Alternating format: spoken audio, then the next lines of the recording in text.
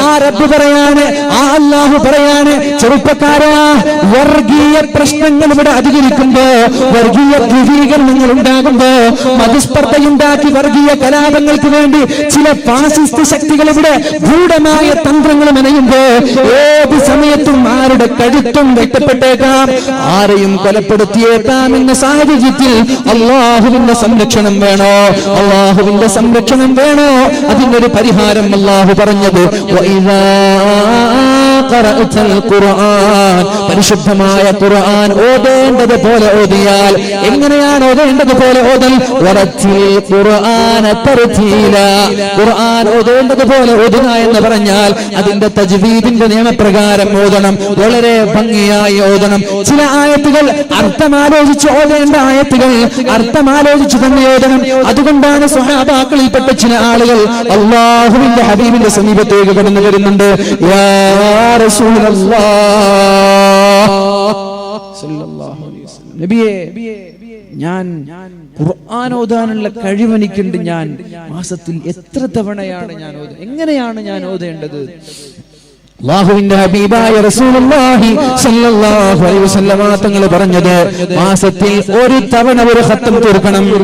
ഒരു തവണ ഒരു ഖത്തം. എത്ര ആളുണ്ട് ഇവിടെ തീർക്കുന്നവർ? ഒരു തവണ ഒരു ഖത്തം, ഒരു ജുസ് അല്ല, ഒരു പേജ് അല്ല, ഒരു ഖത്തം. എത്ര ആളുകളുണ്ട് തീർക്കുന്നവർ?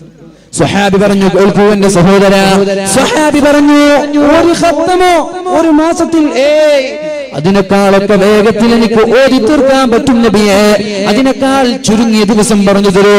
എന്നാൽ 15 ദിവസത്തിലൊരു ഖത്തം തീർക്കണം. 15 ദിവസത്തിലൊരു ഖത്തം തീർക്കണം. 15 ദിവസത്തിൽ ഒരു ഖത്തമോ?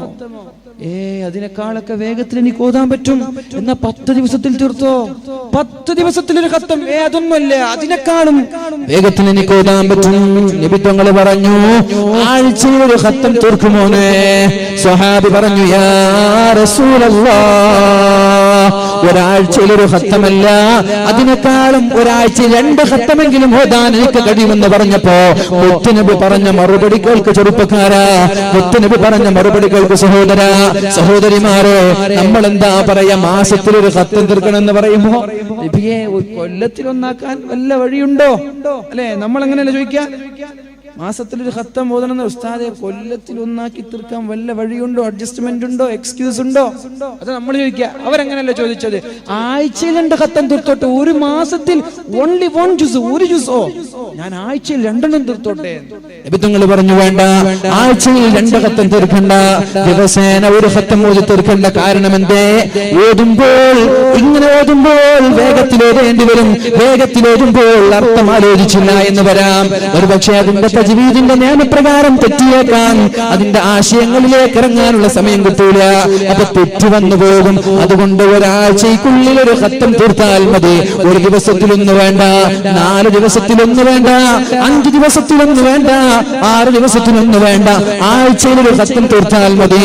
അപ്പൊ സാവധാനം ഓതി അതിന്റെ ആഴങ്ങളിലേക്ക് അതിന്റെ ആശയങ്ങൾ മനസ്സിലാക്കി ഓതിയാൽ മതി. ഇതാണ് അല്ലാഹുവിന്റെ ഹബീബ് പഠിപ്പിച്ചത് സല്ലല്ലാഹു അലൈഹി വസല്ലം. ധനവിധങ്ങൾ പഠിപ്പിച്ചത് ഈ ഓത്ത് ഓതിയാലാണ് ഞാൻ പറഞ്ഞു ഈ ഓഫർ കിട്ടുക. ഖുർആൻ അല്ലാത്ത വേറൊന്നും ഞാൻ ഇവിടെ പറഞ്ഞിട്ടില്ല.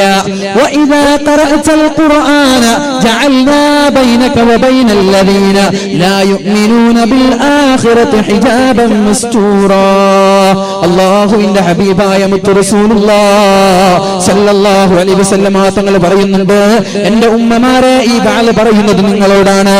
നിങ്ങളോടെന്ന് പറഞ്ഞാൽ നിങ്ങൾ നിങ്ങളുടെ മക്കൾക്ക് കൈമാറേണ്ട സന്ദേശമാണിത്. എവിടെയാണ് നിങ്ങളുടെ മക്കൾ ഈ വാലിന്റെ സദസ്സിലെത്തിയിട്ടുണ്ടോ? നിങ്ങളാണ് എത്തിക്കേണ്ടത്. വീട്ടിലേക്ക് വരുന്ന മക്കൾക്ക് ഭക്ഷണം ഒരുക്കി കൊടുക്കുന്ന ഉമ്മമാരെ, കുപ്പായം വാങ്ങിച്ചു കൊടുക്കുന്ന ഉമ്മമാരെ, മൊബൈൽ ഫോണുകൾ വാങ്ങിച്ചു കൊടുക്കുന്ന ഉമ്മമാരെ, ദുനിയാവിന്റെ നരകത്തിൽ നിന്നാണ് നിങ്ങൾ മക്കളെ രക്ഷപ്പെടുത്തിയത്. ആഖിറത്തിൽ ഒരു നരകമുണ്ട്, ആ നരകത്തിൽ നിന്ന് രക്ഷപ്പെടുത്തിയിട്ടില്ല. ആഖിറത്തിന്റെ നരകത്തിൽ നിന്ന് മക്കളെ രക്ഷപ്പെടുത്തിയിട്ടില്ല. എന്താണ് ഖുർആൻ പറഞ്ഞത്? യാ അയ്യുഹല്ലദീന ആമനൂ, ഓ സത്യവിശ്വാസികളെ, ഓ മുഅ്മിനീങ്ങളെ, അല്ലാഹുവിനെ കൊണ്ട് വിശ്വസിച്ച ആളുകളെ, അൻഫുസകും വഅഹ്ലീകും നാറാ. നിങ്ങൾ നിങ്ങളുടെ ശരീരത്തെ നരകത്തിൽ നിന്ന് സൂക്ഷിക്കണമെന്നല്ല പറഞ്ഞത്. നിങ്ങൾ നിങ്ങളുടെ ശരീരത്തെ നരകത്തിൽ നിന്ന് സൂക്ഷിക്കണമെന്നല്ല പറഞ്ഞത്. നിങ്ങളുടെ ശരീരത്തെ, നിങ്ങളുടെ ഭാര്യമാരെ, നിങ്ങളുടെ മക്കളെ നരകത്തിൽ നിന്ന് സൂക്ഷിക്കേണ്ടത്, നരകത്തിലേക്ക് വീഴാതെ സംരക്ഷിക്കേണ്ടത് നിങ്ങളുടെ ബാധ്യതയാണ്. കേൾക്കുന്നുണ്ടോ ഉപ്പമാരെ, ഉമ്മമാരെ? നിങ്ങൾ എന്താ വിചാരിച്ചത് തസ്ബീഹ് മാല പിടിച്ച് തഹജ്ജുദ് നിസ്കരിച്ച സ്വർഗത്തിലെത്തുന്നോ? വിചാരിക്കണ്ട, ഇംപോസിബിൾ, അത് അസാധ്യമാണ്. നിങ്ങൾ അങ്ങനെ വിചാരിക്കേ വേണ്ട. നിങ്ങൾ നന്നായ സ്വർഗം കിട്ടുമെന്ന് വിചാരിച്ചു, മക്കൾ മോശമായി നിങ്ങൾ നന്നായ സ്വർഗം കിട്ടുമെന്ന് വിചാരിച്ചു? ഇല്ലില്ല. കേൾക്കുവന്റെ സഹോദര, കേൾക്കുവന്റെ ഉമ്മമാരെ, നിങ്ങളൊരു ഹാജിയായിരിക്കാം, വർഷത്തിലൊരു ഉംറ, വർഷത്തിലൊരു ഹജ്ജ്, മാസങ്ങളൊരു ഖുർആൻ, ഖുർആൻ എല്ലാം ഓതി കണ്ട പാലിന്റെ സദസ്സുകളിലൊക്കെ ഇരുന്നിട്ട് ഒരുപാട് നന്മ ചെയ്യുന്ന നിങ്ങൾക്ക്, ഒരുപാട് നന്മ ചെയ്യുന്ന നിങ്ങൾക്ക് നാളെ സ്വർഗം കിട്ടുന്നുള്ള ഉറപ്പ് വേണ്ട. എന്റെ കാരണം ഒന്ന് മാത്രമാണ്, മക്കളെ വളർത്തുന്നതിൽ വീഴ്ച പറ്റിയാൽ സ്വർഗം പ്രതീക്ഷിക്കേ വേണ്ട.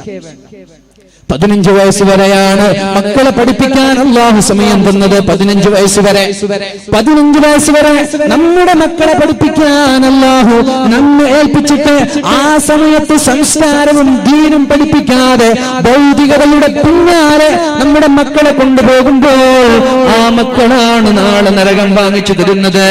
കാരണം എന്തേ? അല്ലാഹുവിന്റെ ഹബീബ് പറഞ്ഞ വിഷയമാണിത്. റസൂലുള്ളാഹി സ്വല്ലല്ലാഹു അലൈഹി വസല്ലം ഇങ്ങനെ പിടിക്കുമ്പോൾ ഒരു സൗണ്ട് കിട്ടുന്നുണ്ട്, ആ സൗണ്ടാണ് പിടിക്കാതിരിക്കുമ്പോൾ കിട്ടേണ്ടത്. അത് ഇവിടെ വന്ന നിങ്ങൾക്ക് മനസ്സിലാവും അല്ലേ? മാറ്റില്ലേ? ഇങ്ങനെ പിടിക്കുമ്പോൾ ഒരു സൗണ്ട് ഉണ്ട്, ഇത് ഒഴിവാക്കുമ്പോൾ ഒരു സൗണ്ട് ഉണ്ട്. അതുകൊണ്ടാണ് എനിക്ക് ഇത്ര സ്ട്രെയിൻ എടുക്കേണ്ടി വരുന്നത്. മൈക്കിനെ കുറ്റം പറയുന്നില്ല, കുറ്റം പറഞ്ഞാൽ സംഘാടകർക്ക് പ്രശ്നമാണ്. ഒരു സ്ഥലത്ത് ഞാൻ ആമയൂര് പട്ടാമ്പി ജില്ലയിൽ കാസർഗോഡ് നിന്ന് വാലിന് പോയതാണ്. വലിയ സദസ്സാണ്. കാഞ്ഞങ്ങാട്ടാര് പോലെ വണ്ടിയിൽ റോഡ് സൈഡിലല്ല, ഇവിടെ ഇരിക്കുന്ന ആളാണ്. നമ്മൾ നാട്ടുകാരായതുകൊണ്ടൊന്നും എനിക്കറിയില്ല. ഇവിടെ വന്ന എല്ലാ സദസ്സും ഇങ്ങനെയാണ് കണ്ടത്, ചുറ്റുഭാഗത്ത് വന്ന എല്ലാ സദസ്സും ഇങ്ങനെ തന്നെയാണ് കണ്ടത്. പിന്നെ സദസ്സിൽ ആൾ നിറഞ്ഞിട്ട് വലിയ കാര്യമൊന്നുമില്ലല്ലോ. കേൾക്കുന്ന ആള് ഒന്നുണ്ടെങ്കിൽ അത് നന്നാവലല്ലേ നമ്മുടെ ലക്ഷ്യം. അല്ലാഹു നമ്മളൊക്കെ നല്ലവരിൽപ്പെടുത്തട്ടെ. അപ്പൊ ഞാനിവിടെ പോയിട്ട് പടച്ചോട് മൈക്ക് എന്ന് പറഞ്ഞാൽ എനിക്ക് ഒരുപക്ഷെ നാളെ ശബ്ദം ഉണ്ടായിക്കൊള്ളുന്നില്ല. മൈക്ക് എന്ന് പറഞ്ഞാൽ അത്ര പ്രസംഗിക്കുമ്പോൾ തന്നെ വലിയ വരാണ്. അപ്പൊ ഞാൻ ഓപ്പറേറ്ററോട് ഇങ്ങനെ ചെയ്യുന്നൊക്കെ പറഞ്ഞു. ഓപ്പറേറ്റർ ചുക്കും അറിയില്ല. കാരണം ഇത് പന്തല് കിട്ടുന്ന ആളൊക്കെ തിരിക്കാനായിരിക്കും, അതാ പ്രശ്നം. ഇത് പഠിച്ചാലല്ലേ ഈ വിഷയം അറിയുള്ളൂ. ഇതൊന്നും പഠിക്കേണ്ട വിഷയം. ഇത് പഠിക്കാതെ പന്തല് കെട്ടുന്ന ആള്, ഷീറ്റ് കെട്ടുന്ന ആള്, ബൾബ് സ്വിച്ച് ഇടുന്ന ആളൊക്കെ ഓപ്പറേറ്ററായി കൊണ്ടുവരും. അപ്പൊ ഇവർക്കൊന്നും തിരിയൂല. ഇവരിങ്ങനെ തിരിക്കും. മനുഷ്യന്മാരിങ്ങനെ പ്രസംഗിച്ച് 2 മണിക്കൂറാകുമ്പോൾ താഴ്വാനായി, പിന്നെ 2 ദിവസം നെഞ്ചുവേദന. ഞാൻ അവിടെ ശരിക്കും ദേഷ്യപ്പെട്ടു. ഞാൻ ദേഷ്യപ്പെടാറില്ല. എനിക്ക് ആ സദസ്സ് കണ്ടിട്ട് വിഷമം തോന്നിയിട്ട് ഞാൻ ദേഷ്യപ്പെട്ടു. പിന്നെ സംഘാടകർ ഉസ്താദ് മൈക്കിനെ കുറ്റം പറഞ്ഞു, ഉസ്താദ് ഇങ്ങനെ മൈക്കിനെ കുറ്റം പറഞ്ഞു. പിന്നെ നമ്മൾ എന്താ ചെയ്യേണ്ടത്? ഇനി വാത് പറഞ്ഞില്ല, ഞാൻ നിർത്തി പോവാൻ, 1/2 മണിക്കൂർ കഴിഞ്ഞ് നിർത്തി പോവാൻ, എന്നാ പിന്നെ അതും പ്രശ്നം. എന്ത് ചെയ്യണം? ആ സംഘാടകർ ശ്രദ്ധിക്കേണ്ട വിഷയമല്ലേ? നല്ല ഓപ്പറേറ്റർ വെക്കല്, നല്ല മൈക്ക് വെക്കലൊക്കെ. അപ്പൊ അതൊന്നുമില്ല വിഷയം. എന്റെ പ്രിയപ്പെട്ട സഹോദരങ്ങൾ, ഞാൻ പറഞ്ഞത് ഇങ്ങനെ പിടിക്കുമ്പോൾ കിട്ടുന്ന സൗണ്ട് പിടിക്കാതെ കിട്ടിയ റാഹത്തായി. ഇൻഷാ അല്ലാഹ് അതിന് എന്തൊക്കെ മാറ്റണമെന്നൊന്നും എനിക്കറിയില്ല, കാരണം ഞാൻ ആ മേഖല പഠിച്ചിട്ടില്ല. അപ്പൊ എന്റെ പ്രിയപ്പെട്ട ഉമ്മമാർ, എന്റെ സഹോദരിമാർ, നിങ്ങൾ കേൾക്കണം ഈ വിഷയം. യാ അയ്യുഹല്ലദീന ആമനൂ ഖൂ അൻഫുസകും വഅഹ്ലീകും നാറാ. നിങ്ങൾ നിങ്ങളുടെ ശരീരത്തെയും നിങ്ങളുടെ ഭാര്യമാരുടെ, നിങ്ങളുടെ മക്കളുടെ ശരീരത്തെയും നിങ്ങൾ നരകത്തിൽ നിന്ന് സൂക്ഷിക്കണേ എന്ന് അല്ലാഹുവിന്റെ ഹബീബ് സല്ലല്ലാഹു അലൈഹി വസല്ലം ഖുർആനിൽ പഠിപ്പിക്കുകയാണ്. ഒരു കൈച്ചെയിൻ നഷ്ടപ്പെട്ടിട്ടുണ്ട്, കിട്ടിയവർ കമ്മിറ്റി, ഉറൂസ് കമ്മിറ്റി ഓഫീസിൽ ഏൽപ്പിക്കുക. കൈച്ചെയിൻ എവിടെന്നെങ്കിലും വീണ് കിട്ടിയ അതിന് പുറക്കാൻ പോണ്ട, കിട്ടിയിട്ടുണ്ടെങ്കിൽ കൊടുക്കുക, ഇവിടെ ഏൽപ്പിക്കുക. ഇൻഷാ അല്ലാഹ് അല്ലാഹു എളുപ്പത്തിൽ തിരിച്ച് അല്ലാഹു ആ സഹോദരിക്ക് നൽകുമാറാവട്ടെ. അല്ലാഹു അതിനുള്ള വഴി ഒരുക്കി കൊടുക്കട്ടെ.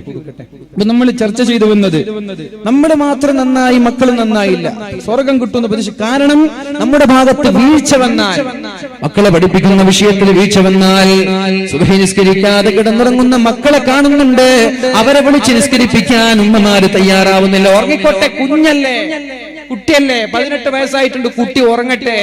നിങ്ങൾ കേൾക്കണോ? അല്ലാഹുവിന്റെ ഹബീബായ റസൂലുള്ളാഹി സ്വല്ലല്ലാഹു അലൈഹി വസല്ലം തങ്ങൾ തന്റെ പൊന്നുമോൾ ഫാത്തിമ ബീബി റളിയല്ലാഹു അൻഹയുടെ കല്യാണം കഴിഞ്ഞിട്ട്, അലി തങ്ങൾക്ക് കല്യാണം കഴിച്ചു കൊടുത്തിട്ട് ആദ്യ രാത്രി മുതൽ 6 മാസമാണ് വീട്ടിലേക്ക് ചെന്നിട്ട് സുബഹി നിസ്കാരത്തിന്റെ സമയത്ത് അസ്സലാ യാ അഹ്ലൽ ബൈത്ത്, നബി കുടുംബമേ നിസ്കാരം, നബി കുടുംബമേ നിസ്കാരം എന്ന് പറഞ്ഞിട്ട് സുബഹി നിസ്കരിക്കാൻ വിളിച്ചിട്ടാണ് നബി തങ്ങൾ പള്ളിയിൽ പോയിരുന്നത്. ആദ്യ രാത്രി മുതൽ നിങ്ങൾ വിളിക്കാറുണ്ടോ? കല്യാണം കഴിഞ്ഞിട്ട് ഇന്ന് ആദ്യ രാത്രിയിൽ അവർ ഉറങ്ങിയിട്ടുണ്ടാവൂല, സുബഹി നിസ്കരിക്കാതെ കിടന്നുറങ്ങിക്കോട്ടെ. ഈ ദാമ്പത്യ ജീവിതത്തിൽ നിന്ന് വളരുന്ന മക്കൾ എങ്ങനെ നന്നാവുന്ന നിങ്ങൾ പ്രതീക്ഷിക്കുന്നത്? നിങ്ങൾക്ക് തോന്നുന്നുണ്ടോ നന്നാവും? ഫസ്റ്റ് നൈറ്റിൽ തന്നെ സുബഹി നിസ്കരിച്ചിട്ടില്ല, അത് വിളിക്കാൻ ഉമ്മയും തയ്യാറായിട്ടില്ല, ഉപ്പയും തയ്യാറായിട്ടില്ല.